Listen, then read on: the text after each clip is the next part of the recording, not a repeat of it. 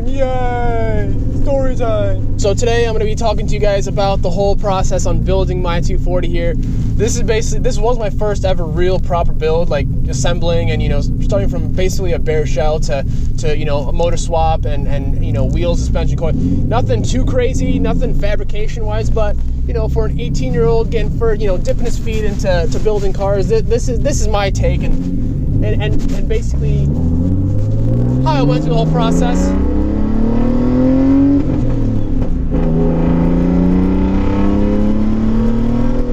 Gotta be careful.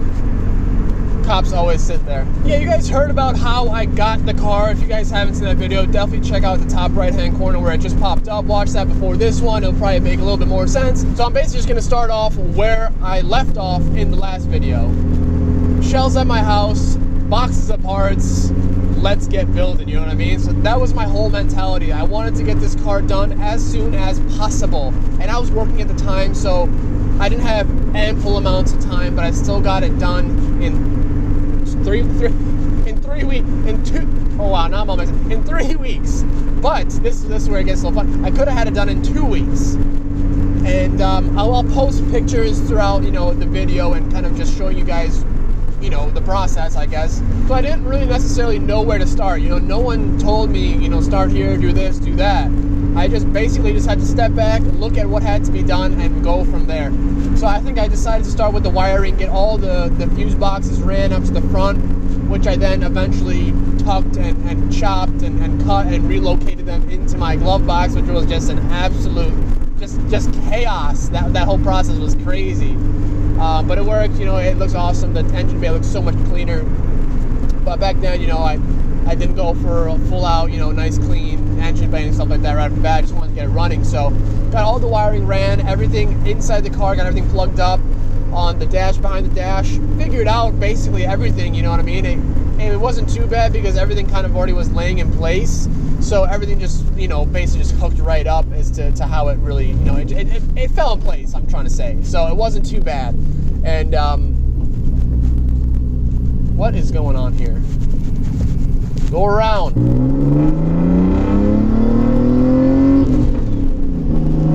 I've noticed, I think I make like really weird faces when I like focus on driving kind of and like shifting. I've noticed I think I make like a weird face. I don't know if I do, I don't know. If I don't, then I don't, but I feel like I do. So I already had the motor. I think I bought the motor in January that same year. It's already now May, by the time I have the car. So I had the motor already sitting in the garage. I was going to go RB25 from the get-go, but I found an awesome deal on Craigslist locally, the whole swap, everything I needed, the mounts, everything, besides wiring and a couple little small things, which I then later upgraded and, this and that. So, but at the time, great deal. It worked fine. And so that's what I rocked with. I still am 20 for life. I really enjoy the 20. I'm not disappointed by it. I'm not bummed, whatever. It's awesome. If I didn't have the 25, if I didn't get a crazy deal from my buddy, I'd definitely be rocking the 20 next year as well. It's an awesome motor. Really nothing to hate on it for. Revs to the moon and it's happy being there, so it's an awesome motor in my book. Now it looks like there's a storm a-brewing here, boys, so I don't know how long I'm going to be able to be cruising and storytelling, but I'm going to try and get this one done as quick as possible. So once I had kind of all the wiring, done, I put the carpet in, I got the seats in, the dash, got that in, the interior in the back. What's this guy doing? Looks like he's going right. What is this guy doing?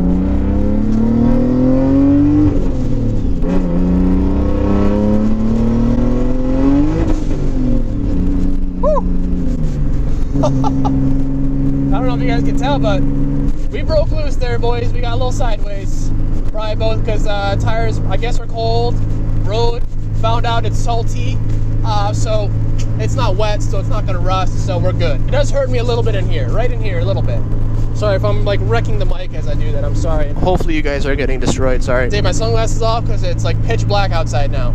Luckily, I'm just gonna make a whoop, whoop, whoop, whoop, and I'll be home. So as I was saying, I keep getting sidetracked. I'm sorry, okay? I'm sorry. People sidetracked me. The guy had kind of gave it a quick, engine bitty paint job, like just black, like what I did to the budget build 240, just a quick rattle can paint job just to clean it up, because he kind of did it before and it was kind of half-assed. So there was some spots where it was still red and other spots where it was black. So I just finished that off. looked really good at the time, honestly. It looks great. So once the interior was together, I basically just went ahead and started working on getting the motor in. So right off the bat, you know, we painted it, got the mounts installed, and just, you know, put the motor in. You know, there's really all the lines and stuff like that were there. The next thing was to do was get the motor in. So we got that in. Took a little bit of, you know, rocking back and forth. It's tricky because the motor sits at a bit of an angle. So you may think it sits level, like with the valve cover, but actually sits at an angle. So we had a little bit of trouble. We had to just lift it one side and it just dropped right into place. So at first I thought the mounts were messed up or like they weren't for my car. I was like freaking out. That's how you learn though. You start doing these things on your own. You start running into problems. You start figuring problems out. That's how you learn. I think I just wanted to get another drive in this thing before I ripped the motor out. Can you blame me? Let's see if we can hook up.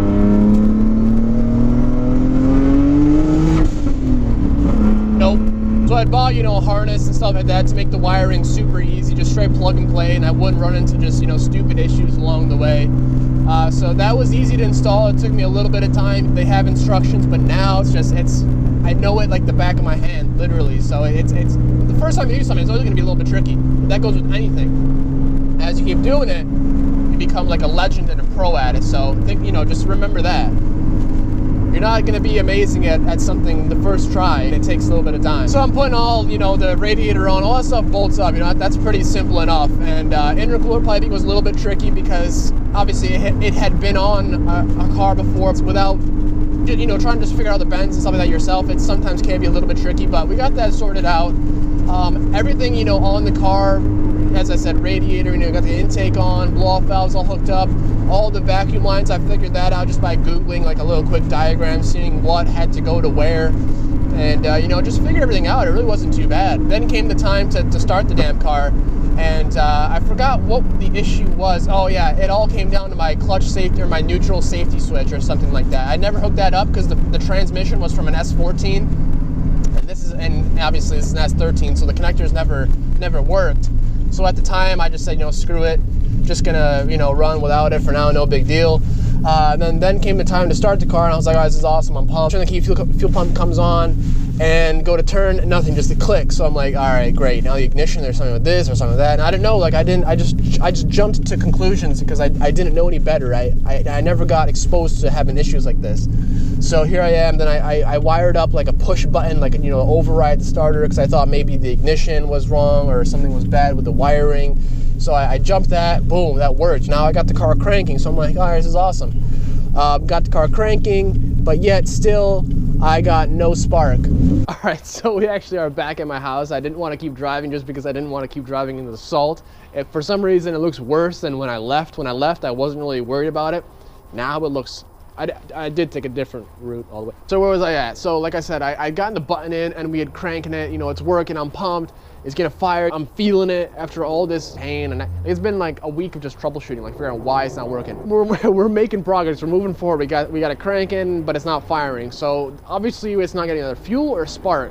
And it was getting fuel. I know it was. You pull out the fuel line, and boom, just getting juice. So then that led me to believe that there's no spark. So I'm checking things. I'm making sure everything is good. Everything's plugged in. All the coil packs. I try to swap those out. Luckily, I had a different set. So that didn't work either. So I'm like, oh my God, I changed the spark plugs. I checked wiring, but I didn't check enough. So this is where it comes into the funny part. Well, at least this is, I gotta know about funny part, but this is where my issue was. So I'm diving in. I take a step back because I'm like, I'm probably just thinking too hard. I'm probably working too hard. I'm just overlooking it. I take a step back. I'm looking, the coil pack harness is still factory, still OEM. It's not a wiring specialties one, which you can buy, but I chose not to just because I already had it. So I'm looking, and I start picking at this harness, and I see at the very back, the heat shielding, whatever, the little sleeve that this harness is in is cracked. Okay, you know, no biggie. That probably just happens. It gets dry, it gets brittle, no biggie. I keep diving in. The wiring loom, that's cracked, it's broken, you know, all right, no biggie. It's old, cracked, it's dry, you know what I mean? Keep going further, the electrical tape is cracked. Keep digging further, the ground wire is split. And I don't know if I took a picture. I think I may have taken a picture of it. It's probably just buried on my phone. If I can find it, I'll show you guys. But the ground wire in the coil pack harness was split. And I connected that back up, turned the key, well, used my little push button from the Tractor Supply, it fired right up. Like, you guys have no idea how like just relieved and excited I was. It was crazy that like a little ground wire can just make or break everything. And obviously, you know, obviously it's going to, because it's not completing the circuit for the coil. So, but still, that just goes to show you something so small. I was doing everything but that, you know what I mean? Like, to fix it. I was fixing everything but that. I was thinking about everything but that. But now, I guess I was a little bit inexperienced. It probably didn't help me out in that aspect, but I learned on my own just by troubleshooting, and that's what it takes, guys. When you're building a car like this, you're gonna run into problems. You definitely will, and you just have to figure them out. You know, people aren't always gonna be there to help you, even though there's a huge community of forums and pages and stuff like that. Most people will help you out, but a lot of people are like, oh, you know, Google search it, this and that. You'll find on your own time, you know, just takes a little bit of research and stuff like that, I guess is the right word, and you'll always figure it out. The help with friends, you know, your resources, the internet, always figures things out. Obviously, since then, the motor has come a great length as far as just modifications and just the upgrades to the engine bay, painting it, making it look the way it does as far as when it did last year. It's just an amazing, it's covered such an amazing ground. I love the fact that I can take you guys with me on the journey. Like, you know, obviously I didn't film when I was first doing the initial build, which sucks because I really wish I would have done that, but wasn't into YouTube back then, didn't have a camera. And yeah, so it is what it is, but builds are gonna continue to flow through in on this channel, so don't worry about that. And you know, I just try to kind of let you guys know as to how this whole story went with me. It was by no means a perfect dream, you know, build. 2 weeks, 3 weeks isn't bad at all to take a car from essentially that to that, you know what I mean? I don't know if that gave you a good representation, but yeah, let me know if you guys enjoy these, you know, story time, you know, thingies. Let me know if you guys want to see these kind of more, maybe on like weekly basis, maybe one a week, one every other week, one a month. Just, you know, just something that I can kind of talk to you guys about, maybe help you learn something, teach you guys maybe a little bit of a lesson, you know, a little background moral or whatever of the story. So if we want to talk about morals of this story, let's see. Work smarter, not harder. That for sure is what I'm going to tell you guys about this one. Like, you know, I worked so hard, but I wasn't doing the right thing. So why spend all this effort? Why spend all this time if you're not? Just, you know, take a step back sometimes, look at something, be like, all right, let's think about this. Let's figure out where the issue is. Why could it be happening? And let's figure it out. Come in with a positive, go-getter attitude, and you'll always get her done. But I think that's gonna be it, guys. Hopefully you did enjoy this one. As always, you know, thank you for watching. And if you did enjoy it, please hit that thumbs up button. It really helps me out a lot, more than you guys think. Stay tuned for the builds, you know, that are happening, the KAT customer car. If you guys know anyone or want anything done to your personal vehicle, I'm located here in, you know, upstate New York, just between Syracuse and Buffalo. So, you know, talk to me. I can help you out. We can work something out. I want to help you guys out. I want to get your cars built and completed for you if you guys can't. And you know, that's what I'm here for. I want to eventually, hopefully, start up my own shop. That would be awesome.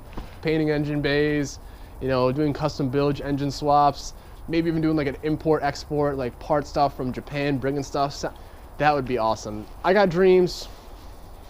We're here to make them happen. It is still the month of December, so that means Nissan month on throttle.com. Huge, biggest, largest online Nissan parts swap meet. Did that make sense? Largest Nissan swap meet, online swap meet. It's the real deal. Definitely check them out, guys. You can sell your parts, buy parts, and they're not just limited to Nissans. They have parts for every single make and model car, wheels, you know, everything you guys are looking for. Check them out, link in the description. I use it every day. There's a lot of parts that pop up every single day. 194 different websites collaborated into one. You guys know the stuff. Check it out. So thank you guys for watching. Enjoy the rest of your week, weekend, whenever this thing goes up. And I will catch you guys in the next one. Take it easy. So I'm sure you guys are probably wondering how salty my car is after driving that. The reason why I could tell it's salty because I would look at people's tires and they're white, salt. But honestly, I'm looking at it, really not too bad. If anything, I just give her a quick spritzel of water, but even that, you know, doesn't really need it. But you know what I mean? I figure I just kind of quickly show you guys. She's not too salty.